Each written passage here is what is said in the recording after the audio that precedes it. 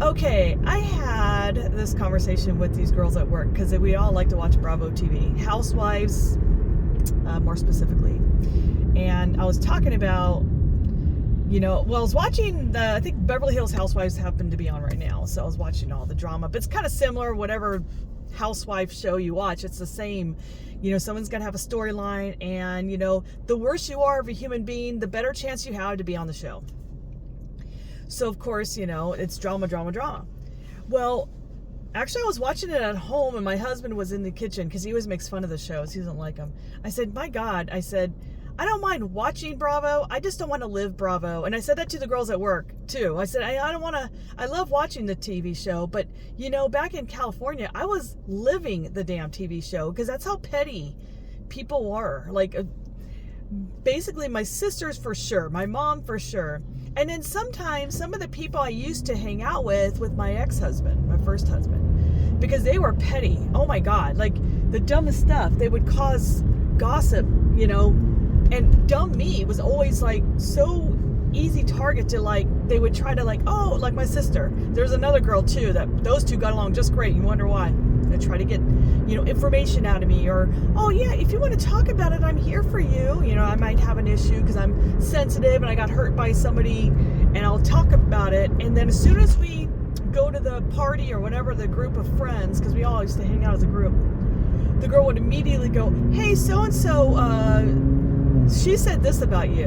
And then she would walk away. I'm like, gee, thanks, bitch. So, of course, you see that a lot on the Housewives show where they talk about it to someone safe, quote unquote.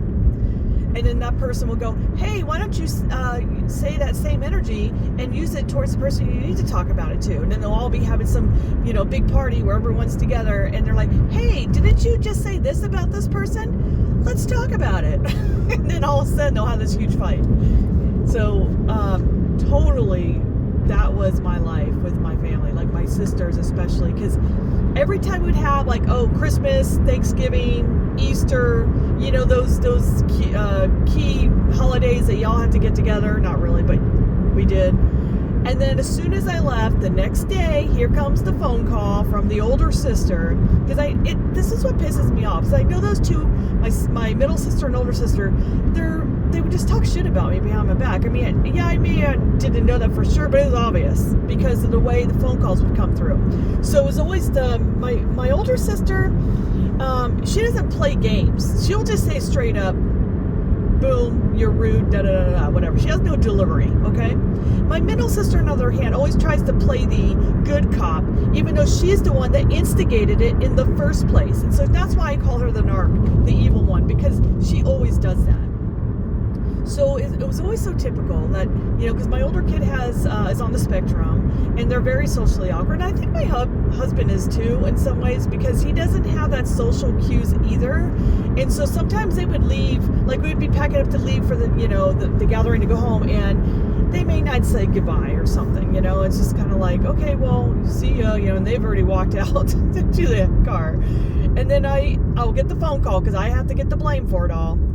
You know what? That was so rude. That blah, blah, blah. It's like, oh my God. Like, how long have you known that my oldest kid has Asperger's or is on the autistic spectrum? Like, you should just assume that that's their A game. It's my friend that I used to clean for has a daughter with Down syndrome, and her daughter will come to my buckets of cleaning and go through my bottles and try to steal them, and it's just normal. Like, I'm just like, that's how she is. It's that she's got no impulse control. Like, it's not like she was being rude, she's handicapped. Like, that's her thing. Like, unless sometimes she'll take medication, but if she's not on that med for her ADHD as well. She came after me with scissors one time. It was scared the shit out of me. I was like, oh my God, she's going to cut me. I had to go and grab my friend's daughter because she was home, her older daughter, and she had to grab the little girl with Down syndrome away because she was, there's no impulse control. So, like, gosh, why would I hold that against my friend? Why would I go, gee, your kid was being so rude? Like, no, she's got Down syndrome. Like, that's kind of, she can't help it. So that's the same with my kid. It's like, yeah, they can be, like, socially they don't have the social cues, and if I'm not there to say, hey, don't forget to say goodbye, so, good Lord, it wasn't like they intentionally were being rude. But anyway, and that's the funny part about that too, is you're okay to still not understand the autism situation, which I've explained to you a million times, and okay to say that my kid's being rude or whatever you may say, but God forbid if I say that back to you guys, because their kids aren't that friendly either, especially my narcissistic kid. Now, I haven't seen him in years now, but at the time, like, he would always have a dirty look on his face, and he would never say hi, and you're like, okay, you don't have anything going on with you. You're just a neurotypical kid. What's your issue? So, but I wouldn't say anything. I just figure kids are weird. They do shit like that. So it's like, whatever, it is what it is. And especially because I didn't see him very often.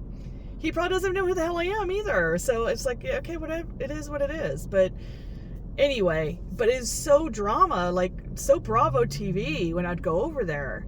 And sometimes I'd fall for it because I was like targeted, and I'd get, obviously animated about being accused of something, and that wasn't me. My mom typically for, holidays to bring food, she'll ask like, oh, can you bring this? And you bring this and you bring this, like a potluck. And yet she'll buy it anyway, assuming we won't follow through. And I'm like, when do I never follow through? How do you guys not know me by now? I'm a very type A person. I'm not only always early, but I always come through with what I say. I walk the walk and talk the talk. So I don't know why you would not believe that I would not come through with something if you tell me to. That's the stuff that pisses me off, because I'm like, I have people in my life today that I just met, and I've only known maybe a year or two, and they know me way more than my family knows about me, which is really sad. But thankfully, I'm not around that shit anymore. So I don't know if you guys have the same experience, if you do happen to watch Bravo or any of those reality shows that cause problems all the time. Do you feel like, wow, that was me too? Like, I lived that life. At least they got paid for it. I didn't get paid for it. I just got grief. So anyway, guys, comment down below your stories, and I appreciate hearing your stories. A lot of you have some long comments, which is really cool because you're sharing your story, and for other people to read as well. And to know that we're not alone. Thank God, right?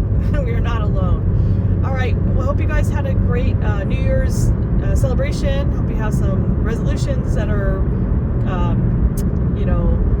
where you can keep, because I know sometimes there's some, you put yourself too much high standards of resolutions where you're like, I don't think I'm going to finish, do them, then you feel bad that you didn't do it. But I had a simple one, so I'm just going to, keep it easy, simple, and see how that works out.